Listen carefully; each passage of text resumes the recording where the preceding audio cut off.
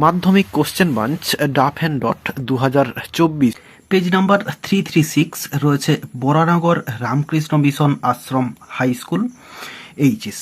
তো এই স্কুলটির যে সিন আনসিন এবং গ্রামার পার্টে কোশ্চেনগুলি রয়েছে সেগুলির সমাধান দেব। তো প্রথমে সেকশন এতে রয়েছে প্রোজ পার্ট থেকে সিন এবং এটি রয়েছে দি ক্যাট থেকে। শুরুতে রয়েছে এমসিকিউ প্রশ্ন। প্রথমে রয়েছে the word character here means dash. তো এখানে এই ক্যারেক্টার দ্বারা যেটা বোঝানো হয়েছে সেটা হচ্ছে অপশন এ পার্সোনালিটি। এরপর রয়েছে the cat can be discovered in it's true character, এরপরে ড্যাশ রয়েছে, অ্যান্সারটা হবে option be in the evening, সন্ধেবেলা তার প্রকৃত যে ক্যারেক্টার সেটা হচ্ছে দেখা যায়। এরপর রয়েছে the cat is a or an, এরপরে ড্যাশ রয়েছে। তো বিড়াল এখানের মধ্যে যেটা রয়েছে সেটা হচ্ছে অপশন সি হবে creature having great physical fitness. এরপর রয়েছে the popular idea that the cat is not one of dash. তো মানুষের যে সহজাত যে ধারণা, পপুলার যে আইডিয়াটা সেটা হচ্ছে বিড়াল সম্পর্কে যেটা হচ্ছে পপুলার আইডিয়াটা নয়, সেটা হচ্ছে অপশন সি অ্যাপ্রিসিয়েশন। এরপরে রয়েছে out of life the cat derives, এরপরে ড্যাশ রয়েছে, অ্যান্সারটা হবে অপশন এ মাচ এনজয়মেন্ট, প্রচুর পরিমাণে উপভোগ করে জীবনটাকে। এরপরে রয়েছে বিয়ের দাগে complete the following sentences with information from the text. রয়েছে people think that the cat, এরপরে ড্যাশ রয়েছে। তো মানুষেরা ভাবে যে বিড়াল, এরপরে রয়েছে এখান থেকে হবে an unintelligent animal fond of ease and caring little for anything but mice and milk, এতটা পর্যন্ত লিখতে হবে। ইজ থেকে এতটা লিখলে অ্যান্সারটা হয়ে যাবে। এরপরে রয়েছে অল ডে লং, এরপরে ড্যাশ রয়েছে সারাটা দিন ধরে, এরপরে এখানে রয়েছে দেখো অল ডে লং, এইখান থেকে হবে the cat loops about the house takes things easy and allows himself to be pestered by the attentions of the people in the house, এই পুরো অংশটা লিখে দিতে হবে। এরপর রয়েছে দি ক্যাট সামটাইমস ওয়াচেস, এরপরে ড্যাশ রয়েছে। এরপরে এই যে ওয়াচেসের পরের থেকে হবে a mouse hole for an hour or to just to keep himself from dying of boredom, এতটা হবে। তাহলে এই ওয়াচেসের পর থেকে এ মাউস হোল থেকে পুরো বোরডম পর্যন্ত লিখে দিতে হবে। এরপর রয়েছে সি এর দাগে answer each of the following questions. রয়েছে how does the author compare the cat to human beings. তো সাধারণ মানুষের সঙ্গে বিড়ালের তুলনাটা অথার কিভাবে করেছেন। অ্যান্সারটা শুরু করবো এইভাবে, according to the author unlike human beings, এরপরে লিখবো এখান থেকে a cat has really more character than most human beings and gets a great deal more satisfaction out of life. এরপরে he or she is an athlete and acrobat and a grim fighter, এতটা লিখে দিলে অ্যান্সারটা হয়ে যাবে। এরপরে why does the cat run after mice. তো অ্যান্সারটা দেখো one of the favourite foods of cat বা অফ এ ক্যাট, এরপরে আর মাইস। তো একটা বিড়ালের যে ফেভারিট খাবার তার মধ্যে হচ্ছে মাইস হচ্ছে ফেভারিট খাবার।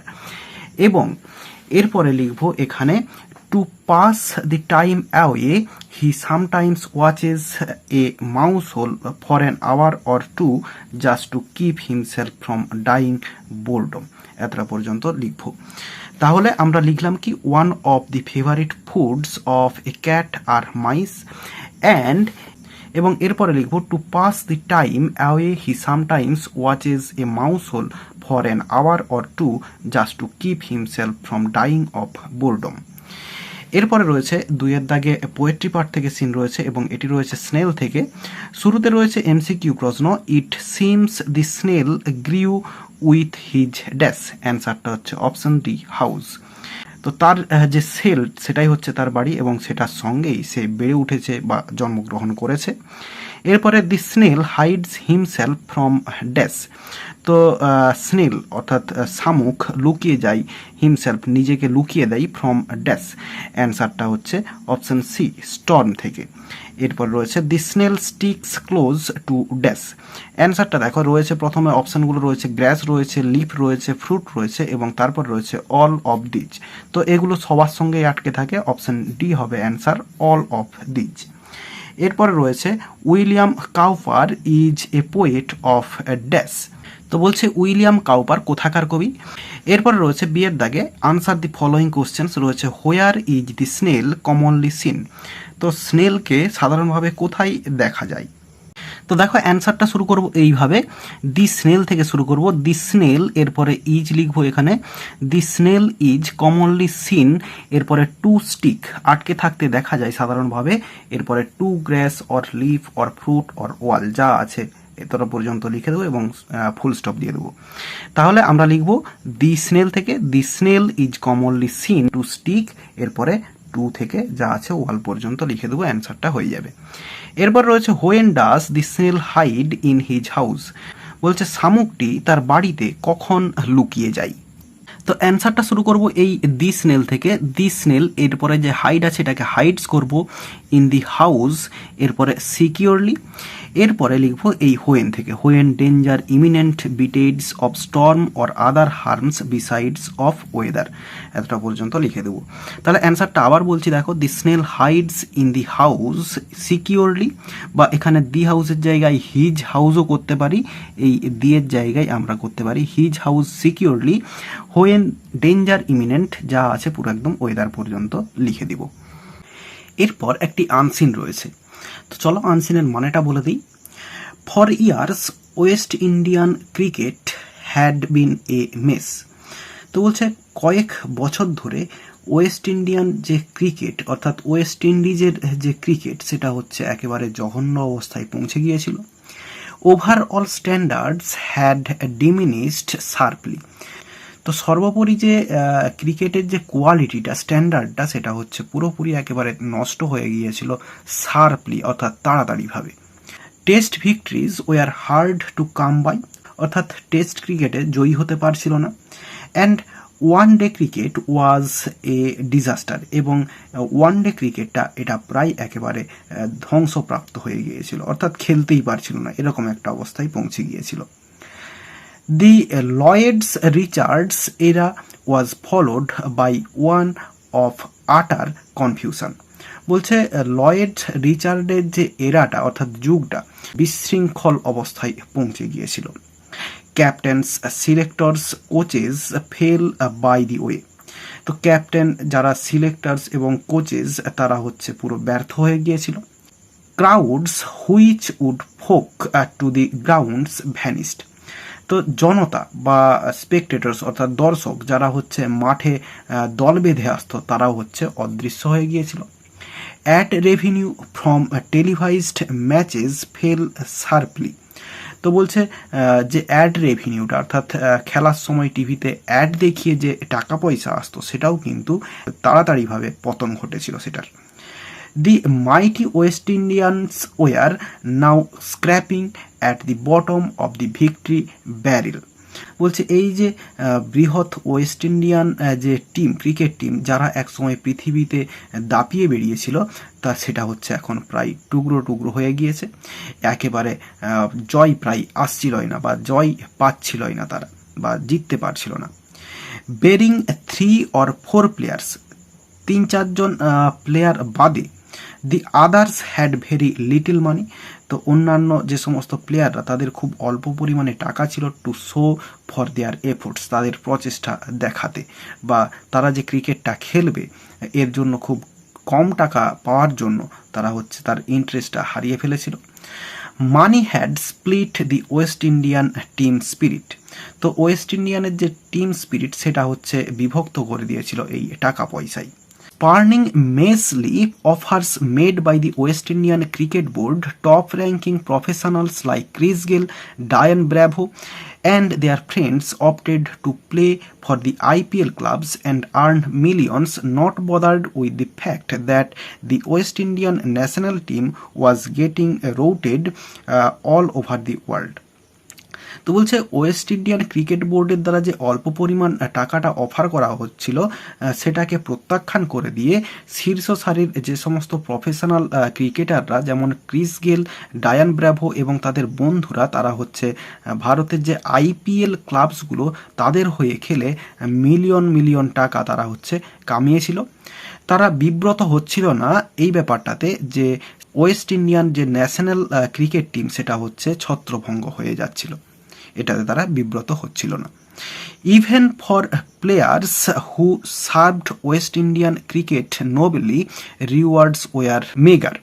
তো বলছে এমনকি যে সমস্ত প্লেয়াররা মহৎভাবে এই ওয়েস্ট ইন্ডিয়ান ক্রিকেট টিমকে সার্ভ করেছিল, অর্থাৎ তাদের হয়ে ক্রিকেট খেলেছিল, তারা কিন্তু খুব অল্প পরিমাণে সেখান থেকে টাকা পেয়েছিল। Chanderpaul belonged to this category. Chanderpaul এই সারির একজন খেলোয়াড়। Lack of style did not bother him nor did Glamour. তো তার যে স্টাইলের অভাব এবং তার যে গ্ল্যামারের অভাব সেটা কিন্তু তাকে কখনোই বিব্রত করেনি।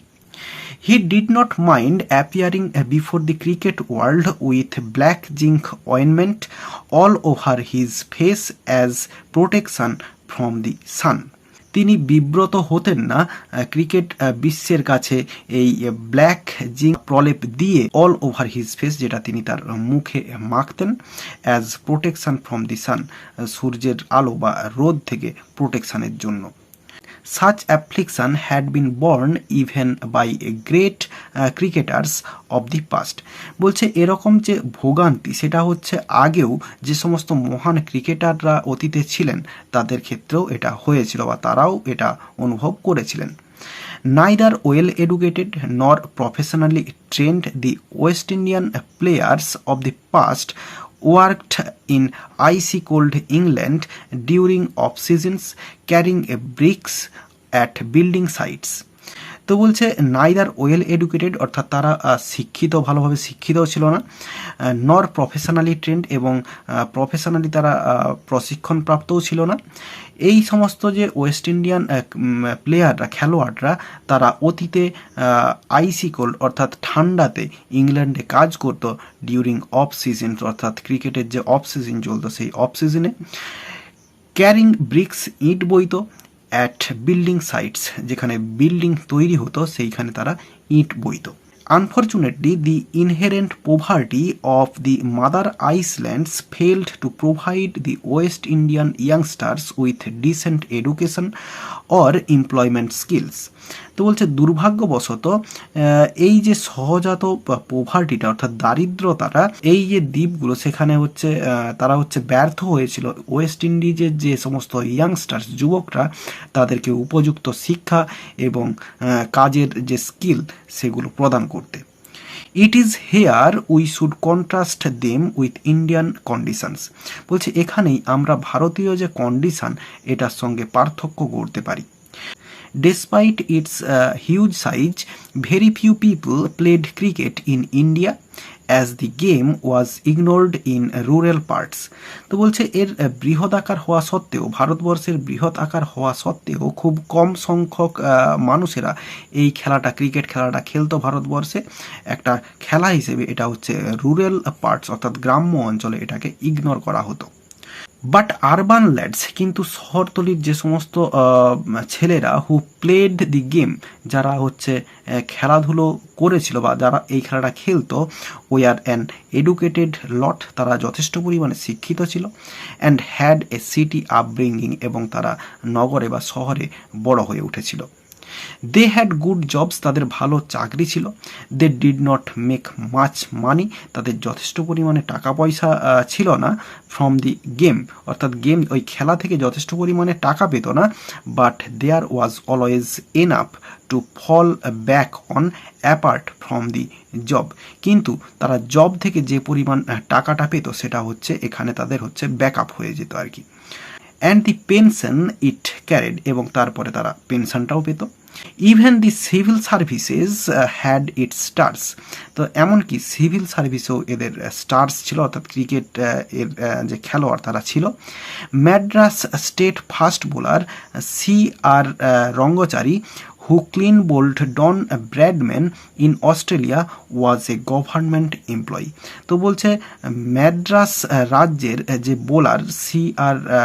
রঙ্গচারী, তিনি একবার ডন ব্র্যাডম্যানকে অস্ট্রেলিয়াতে ক্লিন বোল্ড করেছিলেন, তিনি হচ্ছেন একজন সরকারি কর্মচারী। An excellent off spinner Ghulam Ahmed, who led India in major tests, worked in a big company. একজন খুব ভালো অফ স্পিনার গুলাম আহমেদ, যিনি ভারতবর্ষের টেস্ট ক্রিকেট টিমকে একসময় নেতৃত্ব দিয়েছিলেন, তিনি একটি বড় কোম্পানিতে কাজ করতেন। এরপর রয়েছে corporate firms like Tatas, ACC, Nirlon and government of India undertakings like the Indian Railways took to cricket in a big way. বলছে কর্পোরেট ফার্মস অর্থাৎ বেসরকারি যে সমস্ত কোম্পানিগুলো যেমন টাটা, এসিসি, নির্লন এবং ইন্ডিয়ান রেলওয়েজ, যেটা হচ্ছে ভারত সরকারের আন্ডারটেকিং একটা কোম্পানি আর কি, সেটা হচ্ছে এই যে ক্রিকেট এটাকে একটি বড় বা ভালো জায়গাতে নিয়ে গিয়েছিল।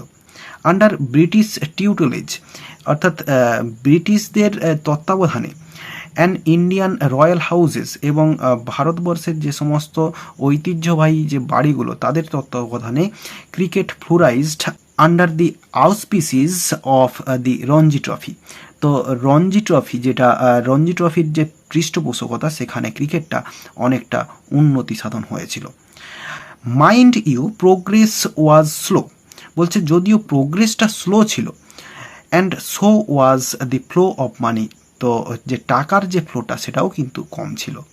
But the Indian win in the 1983 world cup gave a short to the game and its organisation. বলছে কিন্তু ভারতের যে জয়টা 1983 সালের যে ক্রিকেট ওয়ার্ল্ড কাপের, বিশ্বকাপের, সেটা এই খেলা এবং এর যে অর্গানাইজেশন তাদেরকে একটা নতুন দিক প্রদান করেছিল। তো মানেটা বলে দিলাম, এবার চলো কোশ্চেনের অ্যান্সারগুলো দেখে নেওয়া যাক। প্রথমে রয়েছে এমসিকিউ প্রশ্ন, presently eminent cricketers from West Indies are eager to play in dash.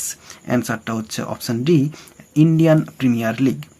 For the service he had rendered Chanderpaul earned dash. অ্যান্সারটা হচ্ছে সেন্ট অ্যামাউন্ট অফ মানি। এরপর রয়েছে so far as cricket is concerned the Indians living in villages were dash. অ্যান্সারটা হচ্ছে option B, reluctant, অর্থাৎ গ্রামের যে সমস্ত মানুষ তারা এটাকে অ্যাভয়েড করে চলতো ক্রিকেট খেলাটাকে। এরপর রয়েছে zinc oxide is generally used as a protective measure against dash. অ্যান্সারটা হচ্ছে অপশান এ, সানরেজ। এরপর রয়েছে during off season West Indian players toiled in England as dash. অ্যান্সারটা হচ্ছে অপশান বি, লেবারার্স। এরপরে রয়েছে C R Rangachari was a or an. এরপরে dash রয়েছে, তো রঙ্গচারী একজন পেসার বোলার অর্থাৎ ফাস্ট বোলার ছিলেন, তো সেক্ষেত্রে অপশান সি হবে অ্যান্সার, পেসার। এরপরে রয়েছে ট্রু ফলস এবং সাপোর্টিং স্টেটমেন্ট দিতে বলা রয়েছে। চন্দ্রপল ওয়াজ এ স্টাইলিশ ব্যাটার, তো চন্দ্রপল একজন স্টাইলিশ ব্যাটার ছিলেন, এটা হচ্ছে ফলস হবে। এবং এটার যে সাপোর্টিং স্টেটমেন্টটা সেটা রয়েছে দেখো, এই যে lack of style did not bother him, not did glamour, এটা হচ্ছে সাপোর্টিং স্টেটমেন্ট হয়ে যাবে। এরপরে দুইয়ের দাগে রয়েছে ACC is a private sector company, এটা হচ্ছে ট্রু হবে, এটা একটা বেসরকারি কোম্পানি। এবং সাপোর্টিং স্টেটমেন্ট এইখানটায় রয়েছে দেখো, এই যে corporate firms like Tatas, ACC, যা আছে পুরো হচ্ছে সেন্টেন্সটা এই ওয়েজ পর্যন্ত লিখে দিতে হবে, তাহলেই সাপোর্টিং স্টেটমেন্টটা হয়ে যাবে। এরপরে রয়েছে former Indian cricketers were in general educated people, তো ভারতের যে সমস্ত ক্রিকেটাররা আগে ছিলেন তারা হচ্ছে সবাই শিক্ষিত ছিলেন, এটা হচ্ছে ট্রু হবে। সাপোর্টিং স্টেটমেন্টটা এখানে রয়েছে, but urban lads who played the game were an educated lot and had a city upbringing, তো এই যে এডুকেটেড লট রয়েছে, তো যথেষ্ট পরিমাণে শিক্ষিত ছিল। এরপরে সি এর দাগে রয়েছে আনসার দি ফলোয়িং কোশ্চেন্স, রয়েছে where lies the contrast between the Indian and West Indian cricketers, তো ভারতীয় এবং ওয়েস্ট ইন্ডিয়ান ক্রিকেটার্সদের মধ্যে যে পার্থক্যটা সেটা কোথায়। তো প্রথমেই বলে দেই এই কোশ্চেনটার অ্যান্সারটা কিন্তু অনেকটাই বড় হবে, কিন্তু তাও লিখতে হবে। এই যে এইখানে রয়েছে the inherent poverty of the mother island failed to provide the West Indian youngsters with decent education employment skills. তাহলে প্রথমে আমরা লিখলাম এই দি ইনহারেন্ট পোভার্টি থেকে স্কিলস পর্যন্ত লিখলাম, এবং এরপরে লিখব এই যে হোয়ার অ্যাজ ইন্ডিয়ানস, এরপরে লিখব হু played the game were an educated lot and had a city upbringing. They had good jobs. They did not make much money from the game, but there was always enough to fall back on apart from the job and the pension it carried. এতটা পর্যন্ত লিখে দিতে হবে। তাহলে অ্যান্সারটা একটু বড়, প্রথমেই বলেছি। তাহলে শুরুতে আমরা লিখব এইখান থেকে দি ইনহারেন্ট থেকে স্কিলস পর্যন্ত লিখব, এরপরে মাঝখানে লিখব হোয়ার অ্যাজ ইন্ডিয়ানস, এরপরে হু প্লেড থেকে পুরো একদম ক্যারেড পর্যন্ত লিখে দিব, তাহলে অ্যান্সারটা হয়ে যাবে। এরপর রয়েছে reason out the West Indian cricket being on the wane. তো ওয়েস্ট ইন্ডিয়ান ক্রিকেটের যে ধ্বংসের যে কারণ সেটা উল্লেখ করতে বলা হচ্ছে বা দেখাতে বলা হচ্ছে। অ্যান্সারটা আমরা এই প্রথম থেকেই শুরু করে দেব। For years West Indian cricket had been a mess, overall standards had diminished sharply, test victories were hard to come by, and one day cricket was a disaster. The Lloyd Richards era was followed by one of utter confusion, বা এই অংশটা মাঝখানে আমরা বাদও দিতে পারি, এই অংশটা এই লাইনটা না লিখলেও হবে এই সেন্টেন্সটা। Captains, selectors, coaches fell by the way. Crowds which would flock to the grounds vanished. Ad revenues from televised matches fell sharply. এতটা পর্যন্ত যা আছে লিখে দেবো, তাহলে কিন্তু অ্যান্সারটা হয়ে যাবে। এরপর রয়েছে how did the corporate sector and the government enterprises patronise Indian cricket. তো সরকারি এবং যে সমস্ত কোম্পানিগুলো আর কি, বেসরকারি সংস্থাগুলো, সেগুলো ইন্ডিয়ান যে ক্রিকেট সেটাকে কিভাবে তাদের উন্নতি সাধন করেছিল আর কি। অ্যান্সারটা এই কর্পোরেট থেকে লেখা হবে। Corporate firms like Tatas, ACC, Nirlon and government of India undertaking like the Indian railways took to cricket in a big way. Under British tutelage and Indian royal houses cricket flourished under the auspices of the Ranji trophy. এতটা পর্যন্ত অ্যান্সারটা লেখা যাবে, তাহলে এই corporate থেকে trophy পর্যন্ত। এরপর রয়েছে হু ওয়াজ গুলাম আহমেদ। গুলাম আহমেদ কে ছিলেন? তো এই কোশ্চেনের অ্যান্সারে এই লাইনটা যেটা আছে পুরোটা লিখে দিতে পারি। An excellent of spinner Ghulam Ahmed who led India in major tests worked in a big company, এটা লিখে দিলেও হবে। বা একটু ভালো করে লিখতে গেলে লিখতে হবে Ghulam Ahmed was an excellent of spinner who led India in major tests, এতটা পর্যন্ত লিখতে হবে। এরপরে সেকশন বিতে গ্রামার অ্যান্ড ভোকাবুলারি রয়েছে।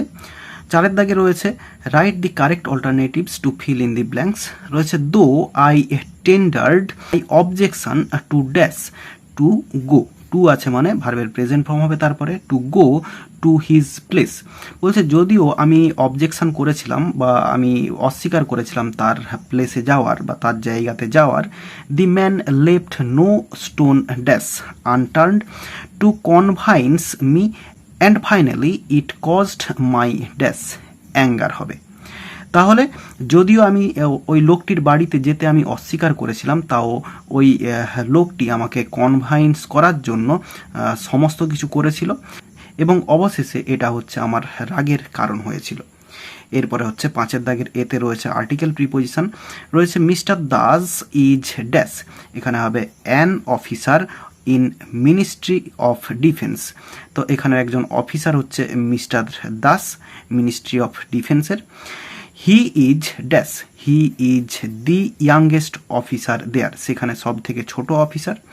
But he has earned appreciation dash his superior, এখানে হবে ফ্রম হিজ সুপিরিয়র। তো তার যে সুপিরিয়র, তার ওপরে যারা রয়েছেন তাদের হচ্ছে যে অ্যাপ্রিসিয়েশন সেটা হচ্ছে অর্জন করেছে তাদের কাছ থেকে। এরপর রয়েছে ডু অ্যাজ ডাইরেক্টেড। প্রথমে রয়েছে who was driving the car, voice change করতে দেওয়া রয়েছে। তাহলে হু দিয়ে রয়েছে, তাহলে শুরুতেই আমরা লিখে দিব বাই হুম। WHOM, অর্থাৎ যেটা হচ্ছে বাই দিয়ে অবজেক্টে বসে সেটা হচ্ছে আমরা শুরুতে লিখে দিলাম বাই হুম WH বলে। এরপরে দেখো এই ড্রাইভিং এটা হচ্ছে ভার্ব এবং দি কার এটা হচ্ছে অবজেক্ট। তো দি কার এটা অবজেক্ট, এটাকে সাবজেক্টে লিখবো দি কার। এরপরে পাস্ট কন্টিনিউয়াস টেন্সে রয়েছে দি কারের পরে যে বি ভার্বটা বসবে সেটা হচ্ছে ওয়াজ বসবে, তো সেটা হচ্ছে সাবজেক্টের আগে লিখলাম ইন্টারোগেটিভ সেন্টেন্স বলে। এরপরে কন্টিনিউয়াস টেন্সের জন্য বিং কথাটা আসবে, বিং, এরপরে ভার্বের third form drive drove driven DRIVEN, এরপরে জিজ্ঞাসা চিহ্ন বসে যাবে। তাহলে by whom was the car being driven. এরপরে রয়েছে my friend has a car he wants to sell it, এটা হচ্ছে সিম্পল সেন্টেন্সে জয়েনিং করতে বলেছে। তাহলে এটা হচ্ছে ইনফিনিটিভ দিয়ে জয়েনিং হয়ে যাবে। তাহলে আমরা প্রথম সেন্টেন্সটা যা আছে লিখবো মাই ফ্রেন্ড হ্যাজ এ কার, এরপরে টু সেল। তাহলে মাই ফ্রেন্ড হ্যাজ এ কার এবং এরপরে লিখবো টু সেল, যা আছে করে দেবো, অ্যান্সারটা হয়ে যাবে। তাহলে my friend has a car to sell. এরপর রয়েছে my friend said to me let us go out for a walk, এটা হচ্ছে ন্যারেশন চেঞ্জ করতে বলা রয়েছে। তাহলে লেটের পরে আস রয়েছে, তার মানে এটা হচ্ছে প্রপোজড করব। তাহলে মাই ফ্রেন্ড এরপরে এই যে সেড টু রয়েছে এটার জায়গায় করব প্রপোজড, PROPOSED প্রপোজড, এরপরে মি। তাহলে মাই ফ্রেন্ড প্রপোজড মি, এরপরে দ্যাট বসাবো, দ্যাট। এরপরে সাবজেক্ট এই যে আস এটা হচ্ছে আমাদেরকে বোঝাচ্ছে, অর্থাৎ মাই ফ্রেন্ড এবং মি, তাহলে এখানে হবে উই। এরপরে শুড আসবে, শুড, উই শুড, এরপরে গো ফর এ ওয়াক, যা আছে বসিয়ে দেবো ফর এ ওয়াক। তাহলে অ্যান্সারটা হলো my friend proposed me that we should go for a walk. এরপর রয়েছে ফ্রেজাল ভার্ব। প্রথমে রয়েছে Reigns will begin before evening. তো বিগিনের জন্য যেটা হয় সেটা হচ্ছে সেট ইন হবে, তো সেট ইন। এরপর রয়েছে it has bad effect on their interest. তো এখানে এই টেল আপন হবে অ্যান্সার, এখানে হবে টোল্ড আপন, টোল্ড আপন হবে এখানে। এরপরে দে রিজেক্টেড আওয়ার প্রপোজাল, রিজেক্টেডের জন্য হচ্ছে টার্ন ডাউন হয়, তো রিজেক্টেড রয়েছে হবে টার্নড ডাউন, টার্নড ডাউন। এরপরে 6 দাগে রয়েছে ভোকাবুলারি আনসিন থেকে, এগুলোর মানে খুঁজে বের করতে হবে। প্রথমে রয়েছে গার্ডিয়ানশিপ, টিউটেলেজ TUTELAGE এটা রয়েছে। এরপরে রিডিকুলাসলি স্মল, এটার জন্য রয়েছে MEAGRE, মেগার রয়েছে। এরপর রয়েছে ইনটেন্ডেড, এটার জন্য রয়েছে অপটেড রয়েছে। এরপরে গ্যাদার রয়েছে, গ্যাদারের জন্য ফোক রয়েছে FLOCK, ফোক রয়েছে। আর এরই সঙ্গে সঙ্গে এই পেজটির সমস্ত সিন আনসিন এবং গ্রামার পার্টের সমাধান দেওয়া হয়ে গেল। আশা করি বোঝাতে পারলাম। ভিডিওটি ভালো লেগে থাকলে একটি লাইক করো এবং বন্ধুদের মধ্যে শেয়ার করো, এবং আমার এই চ্যানেলে নতুন হলে চ্যানেলটি সাবস্ক্রাইব করে পাশে থাকা বেল আইকনটি প্রেস করার পরে ভিডিওগুলি সবার আগে পাওয়ার জন্য। এই ভিডিওতে এতটাই দেখাবে, নেক্সট ভিডিওতে ভালো থাকো সবাই, ধন্যবাদ।